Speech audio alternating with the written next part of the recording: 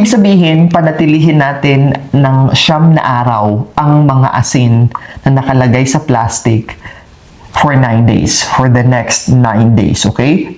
Just to make sure na ma-absorb ito. Dapat natin itong gawin, uulitin ko, dapat natin itong gawin bago magbagong taon, bago sumapit ang bagong taon, on the last week of December, sa huling linggo ng December bago makatawid ng January 2025. Okay? So, I hope so wala na pong katanungan or clarification patungkol dito. Sunod na kakailanganin natin ay ang 9 na perasong insinsong kandila tulad ng hawak ko.